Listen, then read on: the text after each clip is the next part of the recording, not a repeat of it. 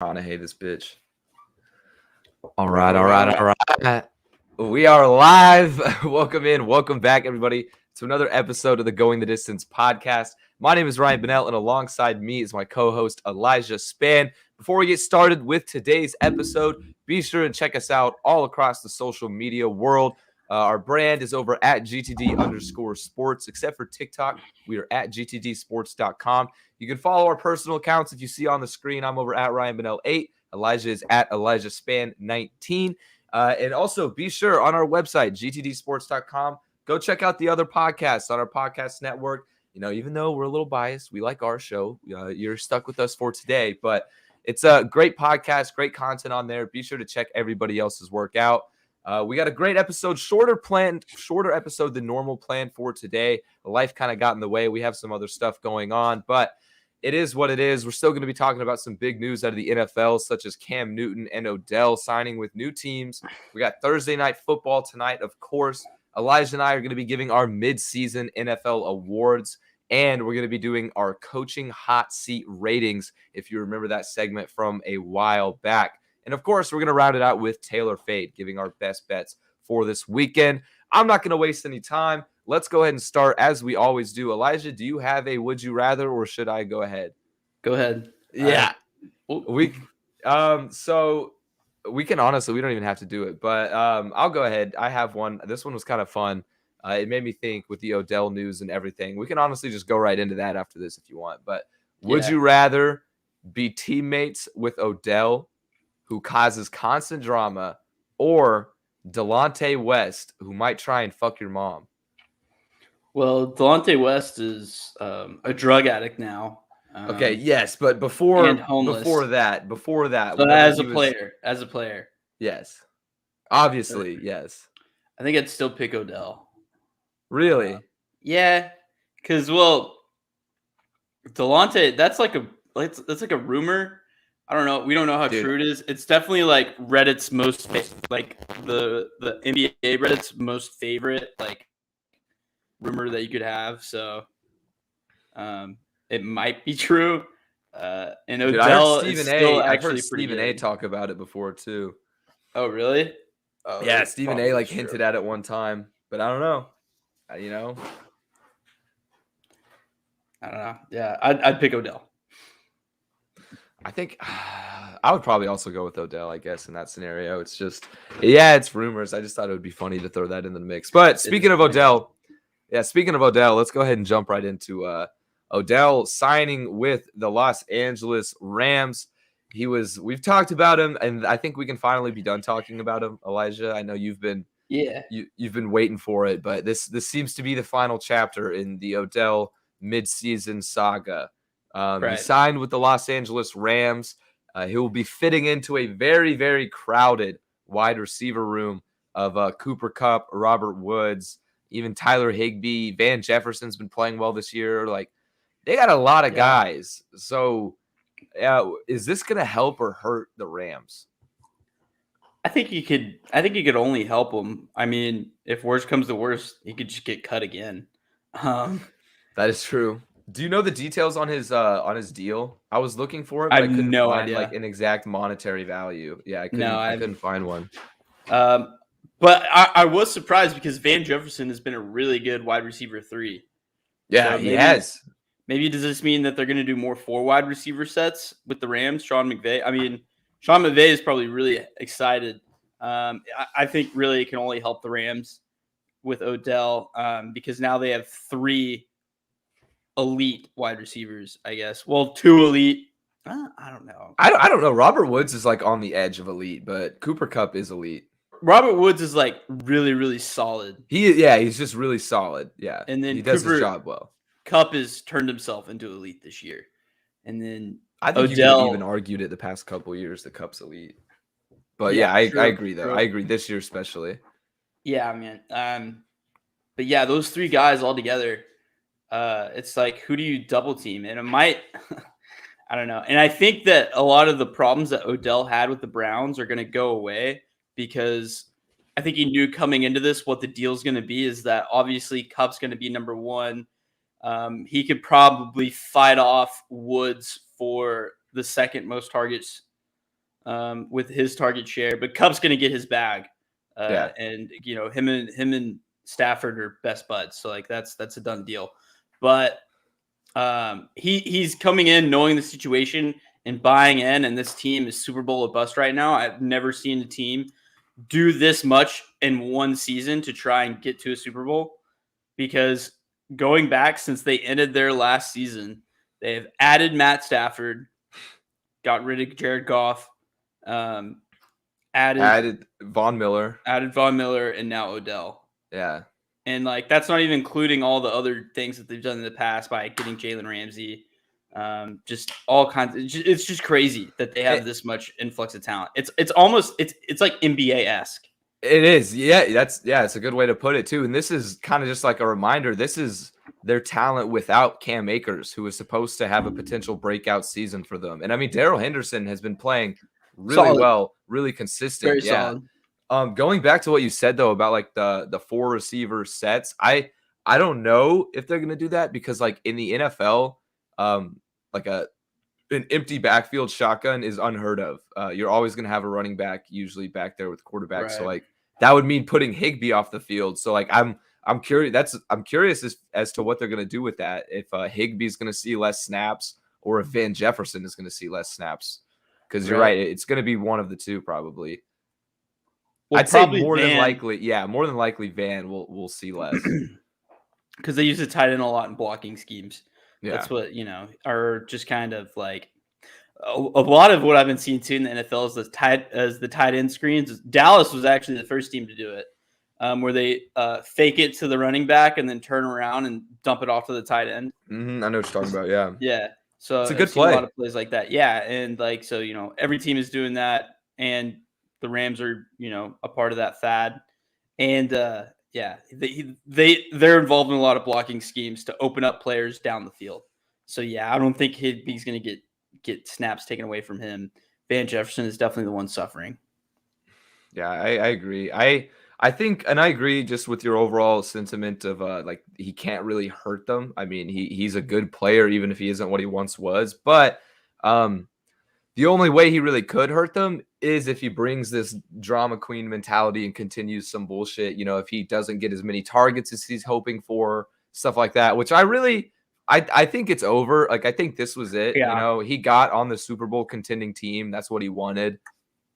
Yeah. And then if you look at kind of like Antonio Brown is a light years more of a distraction, like off field locker room drama guy than Odell has been. And ever since Antonio Brown has been in Tampa Bay, where, they told him right from the get-go what the deal is going to be, he's shut up. He's been radio silent, essentially. And I could see the same thing with Odell. And Odell's been, again, nowhere near Antonio Brown's level. So I expect him fully, because he chose to come to the Rams, to, shut up and play, I guess. In a sense, not like shut up and dribble, but just like I know, just not be a locker room cancer. Yeah, no, I agree. Another big signing though too. I think that's really all there is to cover with Odell. That'll be interesting to see how it pans out over the year. Though my Rams Super Bowl pick has just gotten better and better and better. Like, I'm really feeling pretty confident about it right now. Yeah. But anyway, on to a non-Super Bowl contender. The Carolina Panthers just signed a reunited with Cam Newton.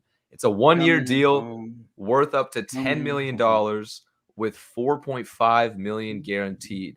And this is coming less than 2 years after the Panthers originally released him. So what are your just original thoughts on this?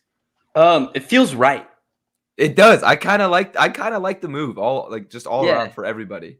It feels good. Like, Panthers aren't going anywhere. I think I saw somebody on Reddit say, like, Tepper, the owner, knows what he's doing. Like, he knows that this team isn't going anywhere this season, so might as well sign Cam, get the fan base a little excited to see their guy back after he was gone, and sell some tickets, maybe some jerseys too, with Cam back. And I could see Cam taking the job away from Darnold if he plays well. I think he will. That's the thing. For some reason, I think this homecoming is just going to work out for both parties. Yeah, and that might be like the romantic in me. Yeah. The hopeless romanticism that I just live my life with. that Cam Newton is going to be great with the Panthers again, but I mean probably not. But I do think he will be pretty solid. I think he'll be better than Sam Darnold, a better option than Sam Darnold. I do too, and I kind of the way I've envisioned it, like my kind of early prediction on how he'll play is somewhat like a Jalen Hurts type fantasy guy, where he gets a lot of fantasy points. He's going to get rushing touchdowns, but he's still not like the best when it comes to winning you football games. Mm-hmm. But maybe not a direct comparison, and it also Mm-hmm. feels weird comparing a 32-year-old former MVP with like a second-year player. Just because he's had more of an impact in recent years. So it's just weird kind of. But I saw one comment on, I think it was Twitter or no, Instagram, whenever like ESPN posted the original announcement. And the comment was like, "You cannot live with your own failure. Where did that bring you? Back to me." The Thanos quote. Yep. So yeah, it is. I think he can have an impact though. I think he'll make them slightly better. Will they make the playoffs? No. The Panthers have a really solid defense, though. Yeah, they do. Yeah, they can win games. I mean, they can compete in just about any game, really. I mean, like, what if Cam comes back? He probably won't start right away. He'll probably get acclimated to the playbook. Some PJ Walker action, which I'll be excited to see. Yes, sir. Love seeing XFL guys in the league. Yeah. Like, what if he leads them to a wild card berth? That would be crazy. Gets a new deal. I mean, because like wild card race, honestly, NFC, AFC, both wide open. Yeah, especially in the AFC right now, just because every goddamn team in the AFC has 5 wins, it seems like. But yeah, right. I would love to see that. And I'll definitely first game he starts, I'm hammering the Panthers. Is he starting this weekend? That's what I'm curious. I don't think so. I wouldn't think so. Because I was looking ahead at our Taylor Fade segment, and I was gonna pick Panthers +10 just because I thought he was starting. But I agree. If he's starting, I'm hammering it. Wherever he starts, that's what I'm going for. Yeah. Maybe if it's against the Cardinals, I don't know. What about like his contract? I don't necessarily get, because it's a 1-year deal, right? So is that just until the end of this season, or is that going to continue on for like the full year? No, it's till the end of the season. So they just gave him $4.5 million guaranteed just to like possibly come in and play like 5 games. Right. That seems weird to me though. Like, I don't know. Like, it seems like a good deal, but I don't know if that's a lot of money. It's mid-season, so it's like cap space just to have. So it's like free money essentially, I guess. For them, it's not like they're up against any walls. So that makes sense, I guess. Like, fuck it. And they'll probably definitely make it back, like I said, with the owner thinking how he thinks. He's like, you know what? I'll probably make that back with Cam. Yeah. Reuniting with us. Yeah, I'm excited to see it, man. I do want to see Cam in a Panthers uniform again. That's where he belongs, I feel like. Yeah. What if he wears a different number? Oh God, no, it's disgusting. He has to wear number 1. Yeah, I was thinking about that. Is there a number 1 on the Panthers roster? I have no idea. I just know that there's probably some wide receiver that's number 1, dude. I really hate that every single wide receiver or cornerback that changed teams this past year went to like a single-digit number. Oh, wait. Okay, hold on. Oh, okay. On the official Carolina Panthers roster, Cam Newton is already added, and he is number 1. Okay. So, all right. That makes me happy. Yeah. Bang. Okay. Number 1 confirmed. Heard it here first. Yep. GTD. We just reported it first. Nobody else. Yep. Bang. All right. Let's go on to some Thursday night football tonight. If you're watching the recorded version, the game's probably already happened by now, but that's just another reason to tune into our live shows. So tonight, Thursday night football, we got the Ravens traveling to Miami to play the Dolphins. And for some reason, I got a weird feeling about this game. The Dolphins have had their quarterback back and forth with Tua and Jacoby Brissett. Ravens have been playing well, but then they dropped that game against the Bengals that was really kind of questionable. So I don't know how I feel, but I got a weird feeling that Miami might pull something out of their ass here. What about you? I got a feeling that they'll cover. I'm also, yes, I'm taking the Dolphins. I wouldn't go as far as to say that they'll win this game.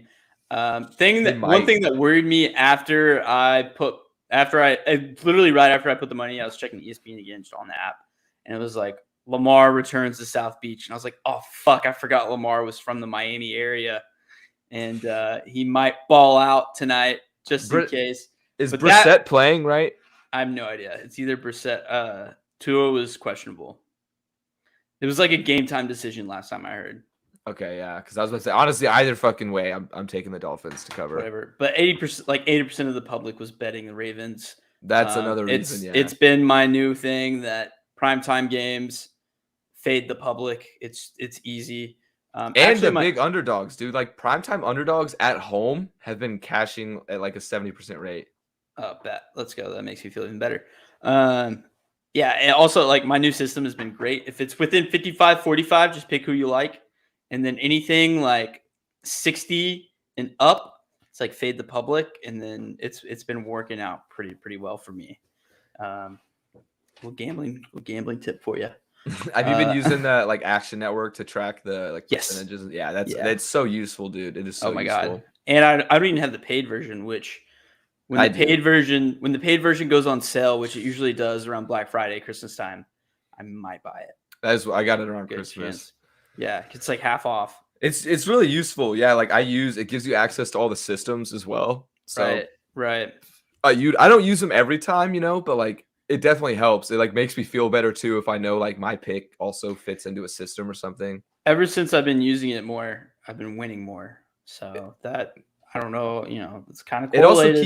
It keeps you like it really does because like when you're betting on a book like that doesn't like notify you about your bets and everything like the app does when you track it and stuff. Like it's hard to keep up with. It really is. So like the app just definitely makes everything easy.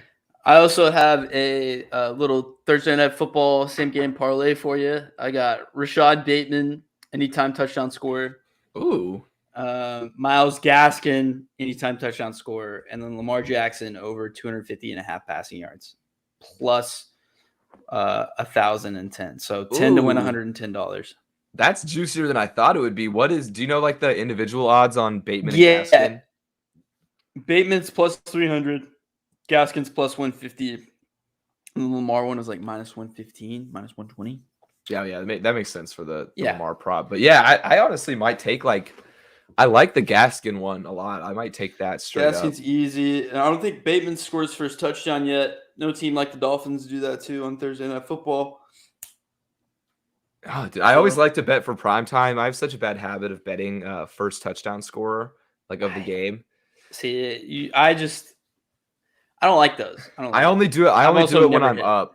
I've hit it once. I hit Tyler Lockett plus 800 one time, and ever since then, I've probably gone like 0-6. So yeah, probably even myself out. But I only do like the minimal bet, and yeah. But I only do it when I'm up. So like this week, I'm not up right now. So college basketball dinged me, But yeah, that's how I feel about this game. Yeah, 2 or whatever. But I'm all over Dolphins plus 8.5. I think that's a great bet. Yeah, I do too. The Dolphins have just been so disappointing all year. It's hard to believe that this is a team that people had poised to even compete for the division and make like a wild card playoff spot. A lot of people had them pinned at 11-6, even 12-5 as their finishing record. So kind of crazy to see this, which might put old Flores on the hot seat. So which we will get to in a second. Yeah, we'll talk about that in a bit. But first, we got our midseason NFL awards. We made our preseason predictions. You can find those over on our Instagram at GTD_sports. You can see Elijah and I's full predictions for every single NFL award. And honestly, we didn't do too bad. We didn't do too bad at all. So far, I feel like our predictions have been pretty good. Even like our top 5 receiving, passing, I feel like they've been pretty decent so far. And so just to confirm the segment, this is who we think is our midseason awardee and not who we think is going to win the whole award. Yes. Okay, correct. Cool. Just confirm. Oh, yeah. This segment is if the season ended today, who would get coach of the year? Who would we give it to? Sorry. I was just looking. I was looking at coach of the year whenever I read that. I meant if the season ends today, this is who we would be giving all the awards to. Okay. Yes. Cool. Not like who we think will win by the end of the year. Right. Okay. On the same page, right? Start us off. Yeah. Okay, just making sure. Okay, so first up, do you want to go? Do you want me to read them all off, or do you want to go like every? Nah, let's just go one by one. Okay, so I'm going MVP. I got Kyler Murray right now. I really think he's been putting up ridiculous numbers on the best team. I think he's at least in the top 3 for that conversation. So that's my pick right now. Right now, I got Lamar Jackson. I've been hard He's up on there. Lamar Jackson as a passer in past couple of years. But this year, man, he's been the comeback king. He's had like 3 or 4 comebacks now. He had one against the Colts. He had one against the Vikings. And that Chiefs game was a comeback too, right? Yeah, at least at one point. So three comeback wins with Lamar. Just a really good quality season.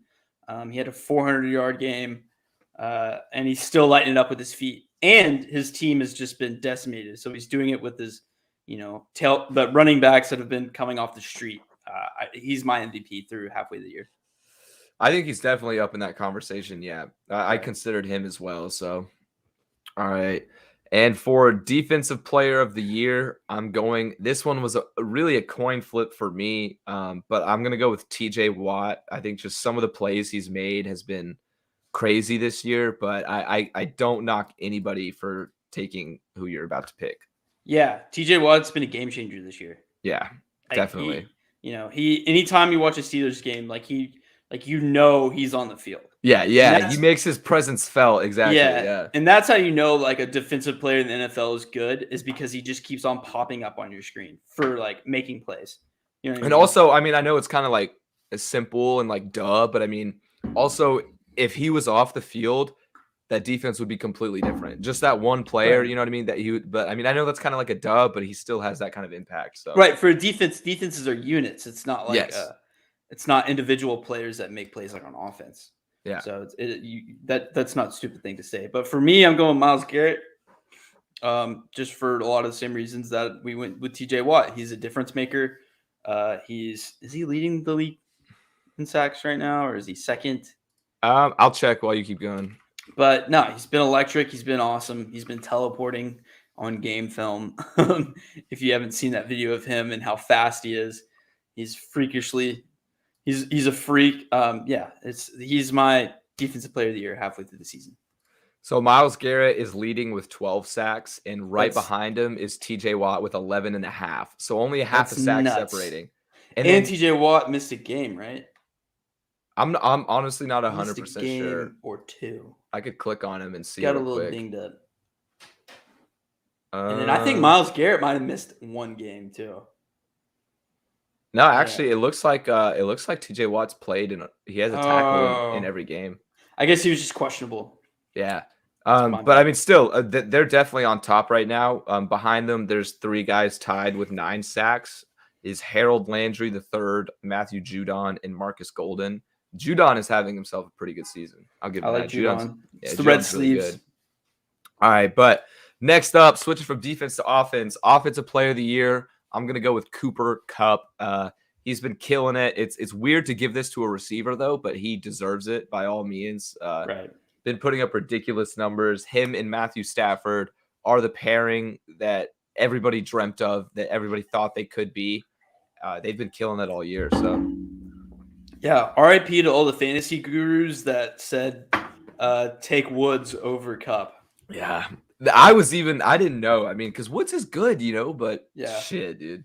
I personally liked Kupp over Woods, but I also have Kupp as my offensive player of the year. The last time a wide receiver won this was Michael Thomas, and Cooper Kupp is having a Michael Thomas-like season right now, where he's just breaking shouting records, and probably the best stretch of 9 games that we've ever seen from a wide receiver at least in a very long time. Yeah, definitely. Dude, if you have him on your fantasy team, you're probably winning your league right now. Shit, I have the most points scored. Oh, that's annoying. If you're not winning and you have the most points scored. Yeah, I'm 5-4 for some reason, but I'm gonna make. That's still. You're in position. You got it. Yeah. But all right. Anyway, offensive rookie of the year now. This one seems pretty obvious. At the beginning of the year, I had picked Mac Jones, but this is not only my midseason pick, but this is actually who I think is going to win for the entire season, it's kind of a lock at this point, but give me Jamar Chase. He's been putting up ridiculous numbers. He's almost having like, I don't want to compare him to Justin Jefferson, but I mean, in that aspect of how impactful his rookie season has been, it's very similar. A lot of question marks around him, but he's came in and made the Bengals so much better. It's crazy. Right. Yeah, I also have Jamar Chase for the same reasons, and I think everyone, including myself, owes the Bengals an apology for clowning them for taking Chase over Sewell. Yeah, because even I did as a Bengals fan. I was pissed. So Right. Yeah, I mean, a lot of people did. I mean, he's completely changed the offense. Him and Joe Burrow are just electric. So halfway through the season, easily offensive rookie of the year. Yeah, and He's I mean, dude, what? He's minus 200 right now on books. Jesus, that's insane at this point. Mm-hmm. Yeah, dude. I mean, and yeah, like he's just revitalized the offense so much because he is the number one receiver already. He's the focal point. Yeah, and so to have T. Higgins and Tyler Boyd as the other options makes life so much easier for Joe Burrow that we don't even need to worry about the offensive line right now, even though I still am worried. But anyway, defensive player of the year. This one is another kind of obvious one. These rookies have really run away with it this season, but Micah Parsons, he has had a bigger impact on the defense than any other rookie has across the league. He is the Cowboys have gone from, arguably the 30th defense in the league to now a top 10 probably. And not single-handedly because of Parsons, but he has a big role to play in that. Yeah. Top 10 might even be a stretch for me to say, but definitely top half. Yeah, top half for sure. Top half. Yeah, Michael Parsons, he's been super versatile. He's also minus 200 right now on books for offensive or defensive rookie of the year. So that just goes to show you how great his first half of his rookie year has been. Yeah, I think he's definitely my midseason, and I think he's going to run away with it at the end of the year too. Yeah, definitely. All right, and then next up, we got our coach of the year candidate right now. I had a hard time picking this, and so I have my real pick and a slightly homer pick. Well, I guess they're kind of both. My real pick is Zach Taylor, but I have a second pick because I don't want to be a homer. I think Zach Taylor definitely should be up there in that conversation at least because the Bengals, we've talked about it again and again, but I mean, they've been projected 4 or 5 wins all season. They already have 5 wins. They're competing for a playoff spot. They were the 1 seed in the AFC at one point. Sure, you have that loss to the Jets, but I still think he has been one of the most surprising in just the way he's coached as well, has been much, much improved from last year. And my other pick, though, other than him, not to be a homer, would be Cliff Kingsbury. He's kind of a guy that I have dinged a lot. I've given him a lot of shit because I don't really think he deserves an NFL job. But this year, shit, and maybe it's just because he has Kyler Murray at quarterback, but they have been working out very well together. The coach and quarterback duo is just as good, if not better, than Matthew Stafford and Sean McVay. Yeah. So for me, I got John Harbaugh. I'm going with him because of the same reasons why, I kind of went with Lamar as MVP. He's had guys, not only offensive impact players out for the season, defensive impact players like Marcus Peters out. And the Ravens really haven't missed a beat. They're 7-2, right? 7-2. I think so, yeah. Or 6-2. 6-2. 6-2. Only lost 2 games. They're rolling and bowling. Probably the team to beat in the AFC right now, if I had to pick one. Because I'm a little soft on the Bills after that Jags loss. Yeah, you're right. Definitely after that Jags loss. 6 points against the Jags is just that's. That was Josh Allen. That was probably Josh Allen's worst game of his career, or at least since his rookie season. Right. So, yeah, I think him turning around that Ravens and where they are right now, halfway through the point of the year, it's John Harbaugh. No, that's a good point with all the injuries and everything, like having to overcome that. And our last one of the year is, or last pit award to give out is pretty obvious. Again, similar to Jamar Chase, Micah Parsons, excuse me. He's run away with this for comeback play of the year. Dak Prescott. This was one of the obvious picks coming into the year. It was really between Dak Prescott and Joe Burrow coming off of major injuries. And Joe Burrow on sportsbooks is currently the second highest favorite at like plus 700, but Dak Prescott is like minus 200. So give me Dak Prescott for comeback player of the year. Yeah, I'm going Dak too. He's really only had one bad game, and that was against the Broncos. And I already talked on Tuesday's podcast about how I feel about that game. So yeah, he's been awesome. Hasn't missed a beat. Ankle hadn't been bothering him at all. He's definitely comeback player of the year halfway through the year. Yeah, definitely. And one thing I just thought of too that would have been interesting or to shake things up a little bit in this mix is if Derrick Henry didn't get injured, he might be the offensive player of the year ahead of Cooper Kupp. That could have been a conversation to have been had. But after we could have done that, game, we could have done that with midseason awards too, though. That's true. We could have even given it to him. Yeah, but I still think Kupp. Yeah, I still think Kupp. Yeah. Even though that'd be tough though, because I think the Rams long term, like if Kupp got hurt, they could somehow overcome it in the playoffs. But I really think that long term, the Titans are going to be hurt without Henry. I do too, even though they just had that big win without him. Yeah. Yeah, I think I do. I agree. I think it might suffer, especially come playoff time. If he's not suiting up, they're probably looking at a first-round exit. All right, that is our current our mid-season awards. If we had to give out all the NFL awards today, you guys can go check out our full season predictions, which are I'm still holding true on most of them, over on our Instagram at GTD Sports or at GTD_sports. English is hard. Anyway, though, moving on from NFL, we're going to talk about both college football and NFL in our newest segment of coaching hot seat ratings. I don't know why, man. I just can't read. Words are all over the place for me right now. But regardless, we're doing our coaching hot seat ratings. If you remember this from last time, we did it a while back. We're doing both college and NFL. Talk about the coaches who are currently in the hot seat, used to be in the hot seat, may be in the hot seat soon, kind of give our ratings on a scale of 1 to 10, how hot we think that seat is for them. So let's start with college football before we go back into the NFL. And first one's first is Steve Sarkisian, Texas head coach. They started out 4-0. Everybody was really high on him. And now they've lost 5 straight and are looking to possibly miss a bowl game again. What are you thinking on a scale of 1 to 10? How hot is he right now? It's his first year, but I had to put him in here. I'm going to give him like a 2. I don't think he's going to go anywhere after this year at all. It's just, I don't think there's high expectations for him coming in. And if you remember that, I mean, I think most people have seen that video of the bus now. Yeah, it's snickering. So he's got a lot of work to do to get those Tom Herman guys out and that Tom Herman culture out. That definitely permeated itself during his time. So no, I'm chill with Sark and how he's doing right now. I don't think he should be on the hot seat whatsoever. I'm going to slightly disagree. I'm going to give this like a 5 out of 10, or no, I'm going to say like a 4.5 out of 10. I think even though he did just come in his first year, Texas always has such high expectations, and they are desperately looking to. We're back. They're desperately trying to get back to the glory days, and they're kind of at that point where they need it. Like they need it right now if they want to compete in the SEC.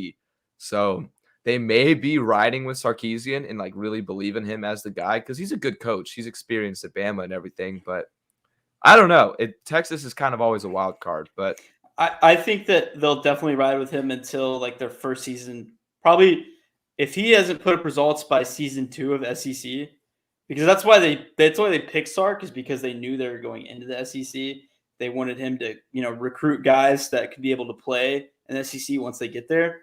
And so that's pretty much what he's doing. He's like evolutionizing Texas into an SEC program, and it's a work in progress right now. And then if he hasn't put up results by year 2 of the SEC, he'll definitely be out. Yeah, definitely. I agree with that. Next up at Georgia Tech, we got Jeff Collins. He's in year 3, I believe. The Yellow Jackets are sitting at 3-6, haven't really been competing in the ACC ever since that glorious 11-2 season they had back in 2015. So he may be on the hot seat. He was supposed to revitalize things after Paul Johnson left. Big Balls Paul But I'm going to give this one, I'm going to go ahead and answer. I'm going to give this one 7 out of 10 because I would say it would be higher, but Georgia Tech really seems to like this guy. He's built really good culture around the program, but they can't seem to fucking win. Yeah, I think I can agree with that. I'll also give him a 7. It's also too because it's Georgia Tech and they don't really have that many expectations in the first place. Mm-hmm. So it's not like they're in a rush. Yeah, you're right. They definitely aren't. Yeah. And the next up, Miami, who might be in a rush with head coach Manny Diaz. I don't know where to pin this one. At the beginning of the year, I would have said a 2 out of 10, but now at this stage in the season, I'm going to give this a solid 6.5 out of 10 because he's a really good coach. They've done good things, but they also have failed their expectations almost every single year. So it's hard for me to imagine them not considering moving on at this point. I'm going to go with an 8. If you're at Miami, that's a recruiting hotbed. You have no excuse not to get talent.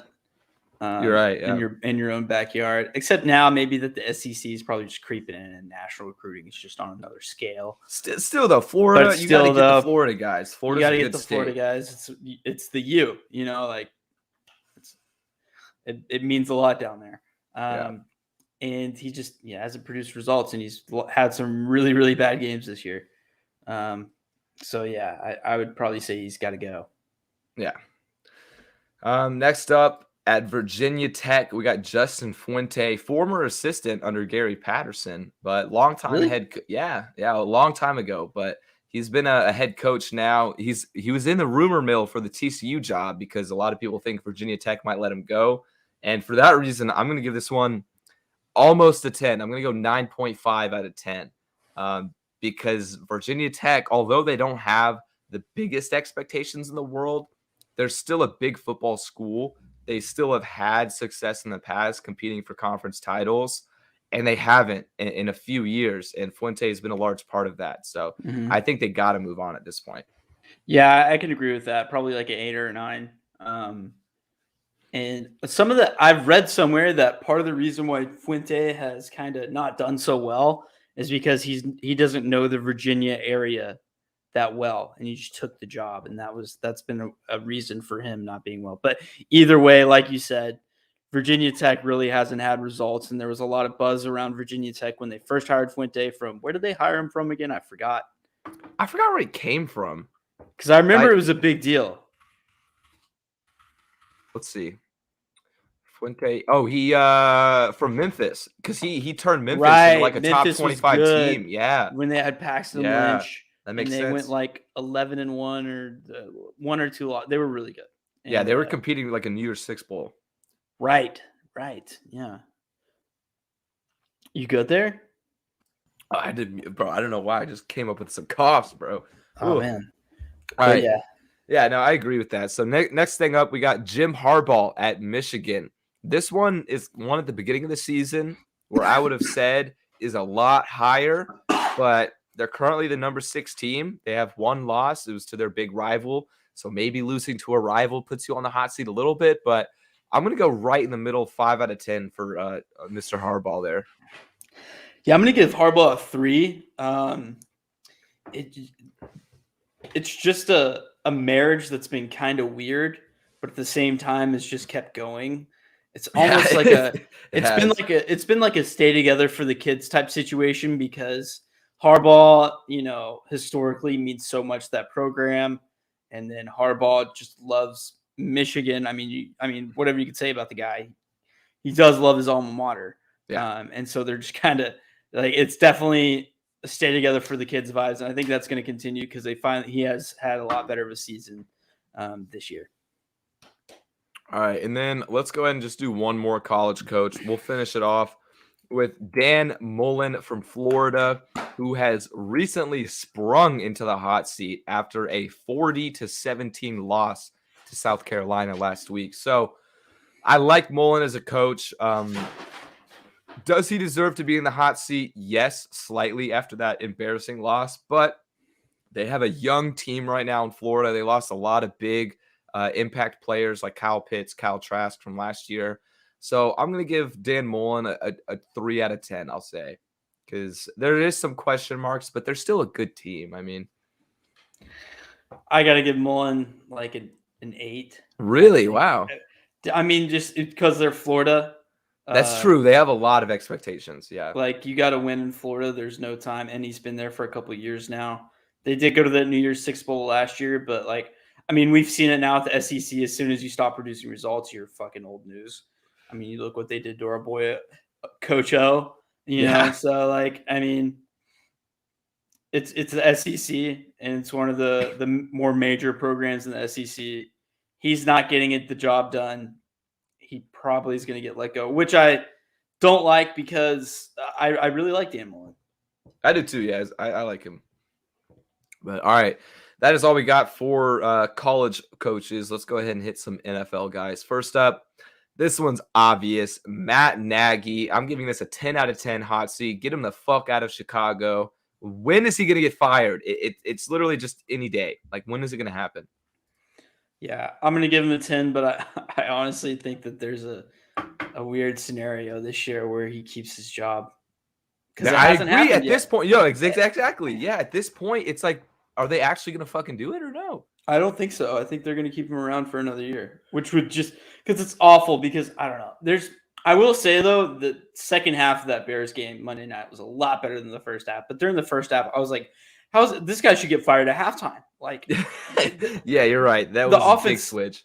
Is a net, but I don't know. Hopefully they play bad enough to get rid of him, because really it's mean to the rest of the league to impose a Matt Nagy led football team, especially one that's on as much primetime games as the Bears, to a national audience to have to watch that, because it's awful. It's boring. I don't like watching Bears games. They're not fun to watch. No, definitely not. Especially, the first half, especially. But it was a fun ending to their last game. Yeah, definitely. But that usually doesn't happen. Yeah. Next up, we talked about him a little bit earlier, but Brian Flores of the Dolphins. Where I don't know where to pin him right now, because they had such high expectations. Like, I'm curious. I want to hear yours first. I got him at a 7. 7? Okay. The fan base has kind of turned against him pretty harshly this year. Yeah. Because of the high expectations that went in. And they're pretty mad at him because a lot of the Dolphins fan base is big on Tua still. And that's true. Yeah. They really didn't like the Deshaun Watson stuff. And they're partially blaming it on Flo. They call him Flo. Flores. So yeah, I'm going to give him a 7 because the fan base has definitely turned against him, and they're having a terrible season after high expectations, like you said. How long has he been there now? Do you know? This is his 3rd year. 3rd year? Okay, yeah. I'm going to give him like one less. I'll go 6 out of 10. Yeah. Yeah, because I have also heard a lot of conflicting opinions from like the Dolphins fan base. It just seems like a broken organization right now. Yeah. in general. So yeah, I wouldn't be surprised if they let him go, but I also wouldn't be surprised if they kept him. Mm-hmm. So next up, Urban Meyer just got a big win against Buffalo this past weekend. Where do you think he's at? I think he's at like a 2. I do too. Yep. I really low. He is definitely put the finger blast gate in the rear view. He's had a big win in London. Finger blast gate. Yeah, or finger gate, or what? Yeah, I know what you're talking about, but yeah, whatever you call it. Yeah, funny way to put it. And then the win against the Bills, I'm like, you know what? They're definitely gonna give him another year at this point. So, but it looked pretty dire for a second. No, I agree. It used to be like an 8 out of 10. Now I agree, exactly like a 2 out of 10. There is still room for concern, room to have him on the hot seat, but yeah, I got that big win. That helped him a lot. So because the week of, man, he was at a 10. Yeah, but, close to it. Yeah, close to it. All right, next up we got Mike Zimmer with the Vikings. I already know how I feel about this one. I'm going to give this an 8 out of 10. He's been there for a long time. They're starting to kind of decline, it seems like, even though they have a talented roster. Their defense has slid. They've lost some key guys, but, for example, Jeff Gladney got fucking arrested. Yeah. I'm going to give him a 10. I think he's gone after this year. He's been. I still think he's a good coach, but sometimes, especially in pro sports, when you've been somewhere for a certain amount of time, it's like, hey, this has gotten stale. We need fresh faces, a new voice in the building. I think this is definitely one of those instances. Plus, like you said, they're not producing as much results. And if you check James's Twitter, you'll know that how the fan base feels about him and Clint Kubiak for some reason. JD, one of our bloggers, James Danielson, he definitely has some strong opinions on Mike Zimmer. So yeah, it's pretty funny. Protect Kubiak. Yeah. At this point. All right. Next up, Frank Reich. I put him on here because he's been really good as a head coach, but if they don't win this year, what are the chances of him getting fired? Because we have five names on this list. Mm-hmm. However, there's 6 to 7 head coaching jobs that open up every year. Frank Reich could possibly be one of those guys. I don't think so. We're probably going to see something else happen to a more successful team right now that misses the playoffs late in the season. Like Pete Carroll could probably be another guy.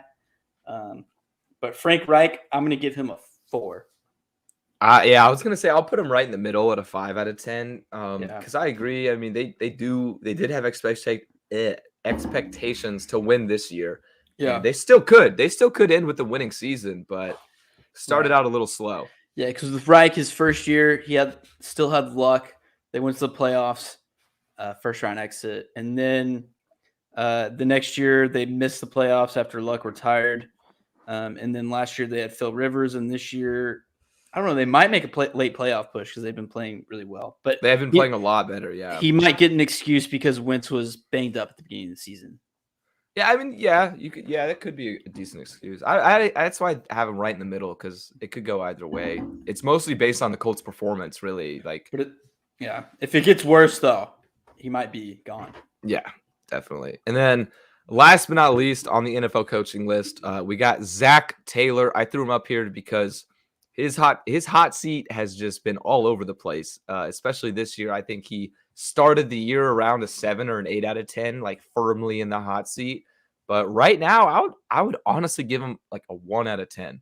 Because I like I said earlier, I have him poised as the current coach of the year. He is definitely changed from last year, just the way he's been calling the games. And maybe that's because we have a different personnel, with Jamar Chase involved, but he's been doing a lot better, a lot less dumb situational calls that were just aggravating, like, I don't know, like a play action fucking pass on 4th and goal type stuff, just stuff that doesn't always make sense in the scenario. But this year there's been a lot less of that. So I'm going to give it a 1 out of 10, honestly.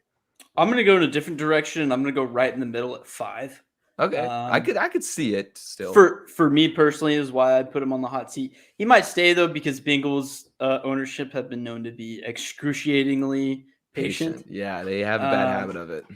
So, but like, it was a 1 after they beat the Ravens, but then they lost to the Jets and the Browns. And if they missed the playoffs after being number 1 in the AFC at 5-2, right? 4-2, whatever they were, they were up there, and now they're not, and they're last in their division. So if they finish last in their division, I'd can them. Yeah, I know if they do finish last, especially after that 5-2 start, yeah, you gotta get rid of them. All right, that is all we got for our coaching hot seat segment. Those were all of our ratings for currently who is kind of in the mix. In college, there's honestly so many other guys that we can talk about because there's so many programs. There's 130 FBS programs, so a lot more guys are in the hot seat. But those are just some of the big names, big programs that we might see gone in the offseason. Now, though, it is time for our favorite segment, Tail or Fade. I'm going to hand it off to Elijah just to tell you guys how fucking godly we are at this shit. Yeah, we're 71%, dude. We're nuts. It's insane. We're nuts. We're good. We're sharps. We're sharps. What's our overall record? I think 104, 44, and 2. That's fucking nuts, dude. It's pretty good. I'm pretty sure. Wait, did you say 44 a lot? I think it's like 40. 70. It's like 10 something and then 70 something. Oh, no. 104 64. 104 and 64. No, 104 and 70. We each have 37 losses. So 74. Yes, 74. Okay, so over 100 and then only 74 losses. I mean, either way, no matter what, 71%. it's fucking 71%. good. Yeah, 71%. That's all you need to know. We've been hitting our bets, our Taylor fade bets, at a 71% rate. So, of course, this isn't financial advice, but if I were you, I would fucking tail all of our Taylor fade picks. Money in the bank. Yeah. We're going to go through these ones rather quickly, though. I do got to get out of here. Got a tip-off game tonight, TCU's first basketball game. But regardless, college football is where we're starting. I'm going to go first. We got Wyoming plus 13.5 at Boise State. Boise State's been a different team, sluggish. Wyoming's been better this year. It'll be closer, I think. I'm going to tail. All right. I like it. Next up, we talked about it on Tuesday, and I'm going to follow up and hammer the Gamecocks. South Carolina minus 1.5 at Mizzou. I'm going to tail. Oh, a little hesitation there. Yeah, I don't know. They just had that big win, but you're right. The market may have overcorrected for that big win. Actually, I'm going to fade. I'm going to fade. Fade? Okay. Yeah. I'll mark it down. All right, next up, I got a correction game, a bounce back game. This has a lot of implications for the ACC championship. I'm going Wake Forest -1 at home versus NC State. I'm going to fade again. I think NC State wins. Wow. Okay. I could totally see that happening, though. But all right. Next up, this one is a little bit of a homer pick, but I think this spread is just way too big. TCU plus 11.5 at Oklahoma State. So was it? I thought it was plus 13. It opened at plus 13. It's all the way down to 11.5 now. Tail. Yeah, we're not losing by more than 11. It's going to be a close game, I think, actually. And then my last one was kind of a meme pick because, but it's also a system play. So the spread, this is Clemson and UConn. Clemson are 41-point favorites, but the spread of this game is only 50 points. So in games where the spread is less than like 15 points away from the over-under, it's hit at like a 61% rate since 2005. So it's a very low total for this big of a spread, and for that reason, I'm going UConn plus 41 at Clemson. You know, the last time that you pulled out that stat and I tailed you, I lost.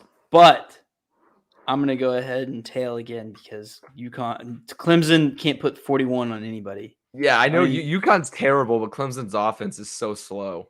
Yeah, so nah. Okay, I'm going to start off. This is probably my favorite bet of the weekend.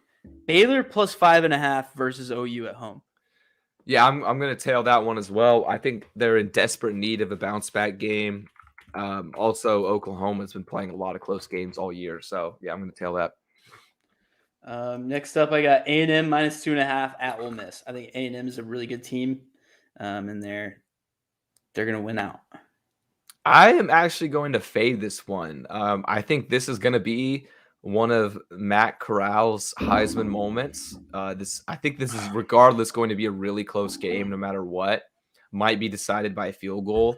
I just don't know if A&M's offense can keep up with Ole Miss's offense. That being said, though, the Rebels have a terrible defense, so A&M might be able to put up 40, but I think Ole Miss wins this one at home. Next up, I got Michigan 1.5 at Penn State. This is a fat tail. I had this one picked out as well, so this looks like free money to me. Mm-hmm. Purdue plus 21 at Ohio State. This is an interesting pick. I do think Purdue is capable of covering that. Yeah, fuck it. I'm going to tail. They've been playing well. I just don't know if their magic can keep up on the road in the horseshoe. Well, they beat Iowa on the road. That's true. Yeah, that is true. And then last for NCAA, I got UCF plus 7.5 at SMU. So 7.5. I saw this line dropped to 7, which makes me like SMU a little bit more than 7.5. But I'm still gonna fade. I think SMU, they've lost 2 games now. They need a win. This is also for placement. Excuse me. This is also for placement in the American Athletic Conference. If UCF wins this game, they might jump them. So SMU with the home field advantage, I think they can cover. Their offense is just crazy. Okay. All right, moving on to the NFL. I am going for my first bet. I'm actually going to do a split bet. So if both of them lose, it'll count as a loss. If both of them win, it'll count as a win. And if one wins, one loses, it'll count as a push. So I'm going to split half a unit on each of these. I'm going with Bills first half -6.5 and Bills -11 at the Jets. They're going to be pissed after that embarrassing loss to the Jags. They're going to come out with a big win. I'm going to tail solely for the first half. Yeah, I like the first half a lot more, honestly. All right, next up, we got Eagles at Broncos over 45.5. I'm going to do the impossible, and I'm going to fade. All I'm right. going to go under. Betting the under, SMH, bro. Actually, I can't really talk because my next pick is Browns at Patriots under 46. I'm going to fade again. Wow, lots of fades today. Okay.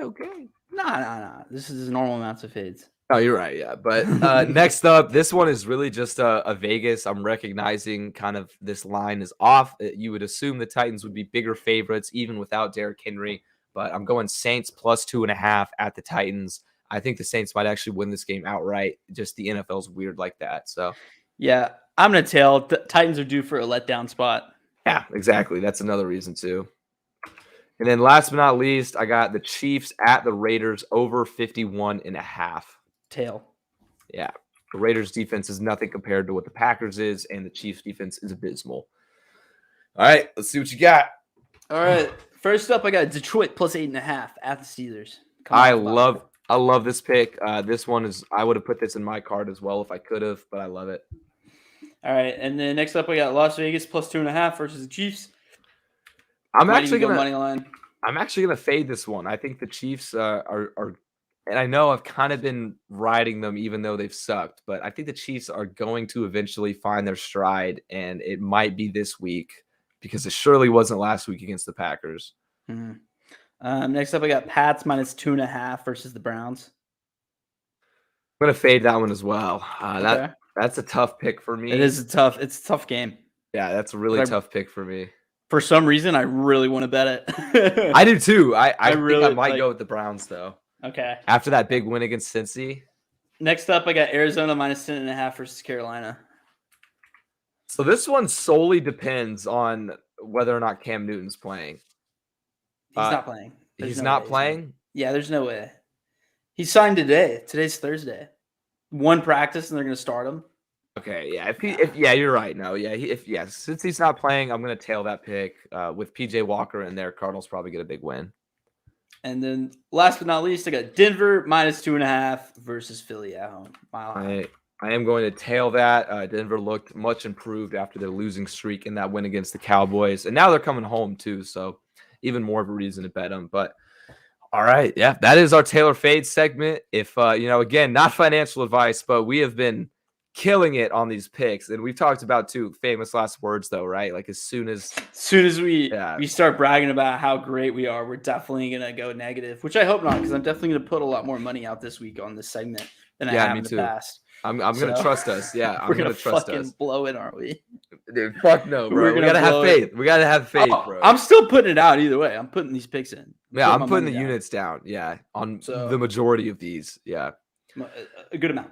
Yeah, but alrighty, that is going to do it for today's episode. We appreciate everybody that tuned in to the live show, and as always, we're gonna be back same time, same place on Tuesday for another live episode. Elijah, any last minute comments? No.